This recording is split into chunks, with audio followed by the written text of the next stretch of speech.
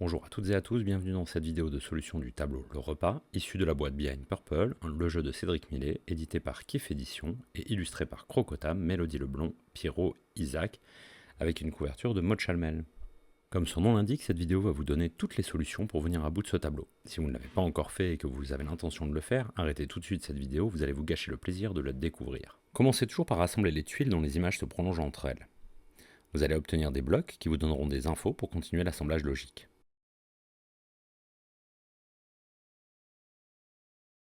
Dans le tableau Le Repas, vous devez reconstituer une scène. Comme vous pouvez le constater, dès le tri des tuiles, 4 chiffres apparaissent. 1, 2, 3 et 4. Quand vous observez les tuiles, vous remarquerez une répétition dans les images. Il y a par exemple 4 horloges, 4 plantes, et chaque bout de table et de fenêtre est répété 4 fois.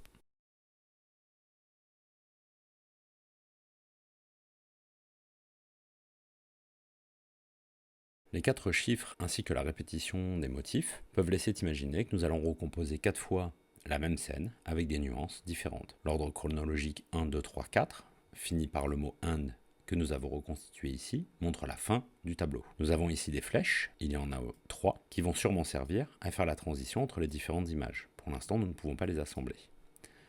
On voit aussi qu'il y a 2 types de tuiles, les roses et les jaunes et vertes. Les roses doivent former un cadre qui va entourer chaque image et annoncer la transition du passage de l'une à l'autre.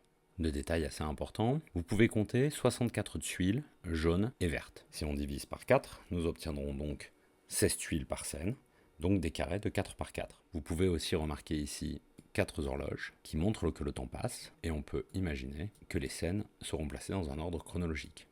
On ne sait pour l'instant pas si ça démarre à 22h22 ou si ça finit à 22h22. Comme nous avons 4 scènes de 16 tuiles, l'idée est de recomposer une scène un peu au hasard pour comprendre comment elle se construit. Nous dupliquerons ainsi les 3 autres scènes, puis nous affinerons l'assemblage. La méthode est assez simple.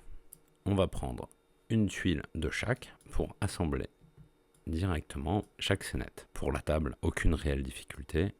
Chaque tuile trouve sa place et nous permet d'avancer. Nous avons ici un cadre avec le goulot d'une bouteille que nous pouvons placer ici. Nous avons ici le bas d'un pot de fleurs. Nous retrouvons la fleur ici. Nous avons bien nos 4 tuiles de largeur et nous en avons donc 3 de hauteur. Les fenêtres vont être composées 4 parties et il ne nous restera donc plus qu'à poser une horloge.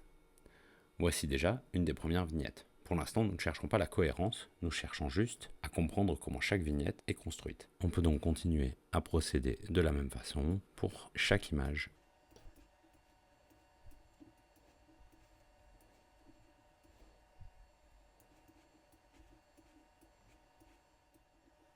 Une fois ceci fait, vous allez pouvoir rentrer dans le détail et donner de la cohérence à chaque image. À partir de ces 4 images recomposées un peu au hasard, on va assembler chaque scène de façon cohérente. On va commencer par l'escargot, que l'on voit ici au départ le plus à droite possible et on voit qu'il se dirige vers la gauche. On sait donc que cette tuile va venir ici. On va suivre son déplacement, ça reste un escargot, il se déplace lentement. Puis nous avons celle-ci, ce qui nous permet de venir chercher l'autre morceau de l'escargot par continuité d'image. Et enfin nous avons cette tuile où il a complètement disparu. L'escargot réapparaît ici, très à gauche. Le déplacement de l'escargot nous permet d'en conclure que la dernière image est bien à 22h22, justifiée par le temps du déplacement de l'escargot. On voit ici aussi une sauterelle qui se déplace de la droite vers la gauche elle aussi, mais on ne sait pas sur quelle scène elle va démarrer. On voit ici un poulet qui, au début, a beaucoup de fumée, puis moins, pour finir par être complètement froid. Si on se réfère au pitch de l'histoire, on sait que l'artiste est obnubilé par son travail et on oublie son repas. On peut aussi constater que sur une des tables, on voit des dessins dépassés qui se prolongent ici. On voit un dessin par terre. On peut donc placer ces tuiles pour recomposer la table sur la même image. En 4e position, l'emplacement de la page au sol est occupé par l'escargot. Les dessins sont donc sur la première image. Passons à l'assemblage des fenêtres. Il y a 2 sortes de fenêtres, avec le petit motif et sans le motif. On voit ici qu'il y a des bouts de fumée qui iront au-dessus du poulet. On sait donc que les tuiles sans le motif sont vers le bas, ce qui est conforté par la présence du soleil qui, aux alentours de midi, est haut dans le ciel. On va donc pouvoir recomposer les fenêtres en fonction du déplacement du soleil pour expliquer le temps qui passe. Le soleil monte dans le ciel, on peut donc en conclure qu'il part de la gauche, celle-ci est au bon endroit, et finalement il se déplace vers la droite. On voit ici une lune, il est 22h22, la journée est terminée, et on peut même assembler la fin de la lune. Quelques éclats de soleil vous permettent d'assembler correctement ces fenêtres comme cela. On peut profiter pour mettre les hautes fenêtres en haut et les bas en bas pour garder des repères, mais nous n'avons pour l'instant pas assez d'informations pour savoir quel morceau va où. On peut en revanche se baser sur le déplacement du soleil pour organiser les pieds de la table. Si vous observez ces pieds-là, vous voyez qu'il y a une ombre qui se déporte au fur et à mesure du déplacement du soleil. Donc si on suit l'angle du soleil, on voit que l'ombre va se déplacer ainsi pour finalement disparaître à la nuit tombée. Dans le même ordre d'idée, on voit qu'il y a une fleur qui se flétrit au fur et à mesure. On va donc pouvoir la positionner au fur et à mesure que le temps passe. On peut évidemment positionner les horloges maintenant que nous savons quelle est la première image et quelle est la dernière. Et nous allons passer au reste de l'image avec le bas du pot de fleurs, les cadres, etc. À ce stade-là, on voit qu'il y a les 4 images du cadre. Celle-ci est la seule qui n'a pas le goulot de la bouteille. Comme il n'y a pas la bouteille ici, on sait que celui-ci vient ici, ainsi que le bas du pot de fleurs, car là on voit le vert à chaque fois, donc on sait que ce boîte de pot de fleurs vient ici. La guêpe ou l'abeille qui vole ici va grandement nous aider pour positionner le reste des tuiles. On sait ici que la guêpe virevolte encore, puisqu'elle est morte sur la 3e image. On peut d'ailleurs placer cette tuile ici, puisqu'il n'y a pas d'ombre et que c'est la seule possible. On sait que cette guêpe-là vient donc ici. Passons maintenant à la bouteille de vin. On voit ici qu'il y a 3 bouteilles de vin, une où le vin arrive au-dessus du niveau de l'étiquette, quand les 2 autres sont au même niveau, mais plus vide par rapport à la première. On sait donc que ces 2 tuiles vont aller ici et ici, mais on ne sait pas encore laquelle va où. Donc on va les mettre de côté. On voit aussi posée sur le bout d'une table une tapette à mouche qui se prolonge ici. Là, la tapette n'a pas été utilisée.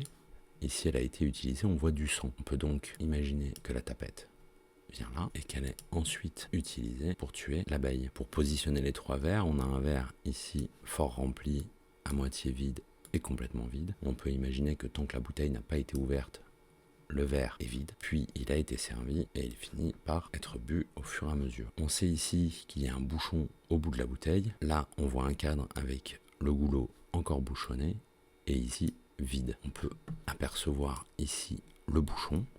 On sait donc que ces 2 images vont ensemble et qu'on imagine que la bouteille a été ouverte pour servir le verre. On peut donc placer le dernier cadre et la dernière bouteille. Cette tuile ne peut venir que là et ne nous reste plus qu'à poser les derniers pieds de table. Ici ou là peut venir la cigale, mais comme elle se déplace sur cette tuile-là, on sait que la cigale part de cette tuile et on peut donc finir de dresser la table. Il ne nous reste plus qu'à assembler les dernières fenêtres. On voit ici qu'il y avait la fumée du poulet.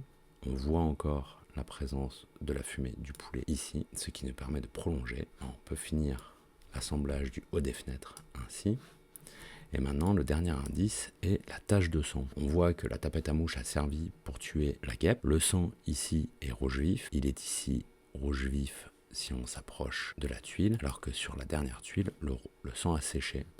On sait donc que la tache rouge vif vient ici, la tache du sang séché là, et on peut mettre les dernières tuiles des fenêtres. Nous avons recomposé les 4 scénettes, il ne nous reste plus qu'à passer au cadre. Pour finir de composer ce tableau, il ne nous reste plus qu'à recomposer le cadre. On voit ici qu'il y a plusieurs informations qui vont nous permettre de l'assembler. Nous avons donc d'abord 1, 2, 3 et 4 pour 4 images. Et ici la barre du end qui signifie la fin. On peut logiquement venir poser cette tuile ici qui nous permet de comprendre que c'est le marqueur du coin en haut à droite. On a au-dessus du 1 le coin qui marque en haut à gauche, et si on place le 2 par la suite, ça nous donne aussi la logique de la barre supérieure rose foncé qui est au-dessus de chaque image. Si on essaye de placer le 3 dans la foulée, on voit que cette barre foncée est décalée. On va donc la recentrer pour recentrer et le 3 et la barre foncée, ainsi que le 4. Si on regarde attentivement les dessins et en les posant de façon logique, on va par exemple ici avoir des montagnes que nous allons regarder dans le bon sens, ce qui nous permet de poser l'image dans le bon sens et le coin en bas à droite. Ici nous avons une maison qu'on peut venir placer ici ou là, mais nous avons aussi des flèches que nous allons placer entre chaque image. On sait donc que ce dessin va forcément venir ici, et on va ainsi placer le dernier coin en bas à gauche. On a cet assemblage de flèches ici, on a cette flèche qui est donnée, cette tuile qui est isolée, et cette tuile et cette flèche qui est en 2 parties. Si nous mettons ici, on voit que la flèche est vers le bas. Ici, elle sera au même niveau que end. On peut donc imaginer que c'est dans le bon sens. Quand, citons, si on met celle-ci ici, on parvient à avoir une flèche à chaque fois alignée. On peut donc venir placer cette dernière au même niveau pour que tout s'aligne avec le end. Il ne nous reste plus qu'à utiliser les petits bouts de barre foncée rose pour assembler le reste de l'image. On a ici des fanions, on sait que cette image va aller vers le bas. En haut, on cherche à avoir deux bouts de barre foncée. On retrouve soit ici, mais la barre est trop grande, soit là. Pour le reste de l'assemblage, on sait qu'ici, c'est la seule petite tuile carrée avec une barre rose. Là, on n'est pas centré. Ici, nous ne sommes pas, on dépasse. On peut donc venir que là, ici, et comme ceci. Il ne nous reste plus qu'à venir poser ce joli petit dessin. Vous avez ainsi terminé l'assemblage du tableau Le Repas. Il ne vous reste plus qu'à retourner tuile par tuile pour comprendre pourquoi l'artiste a oublié son repas.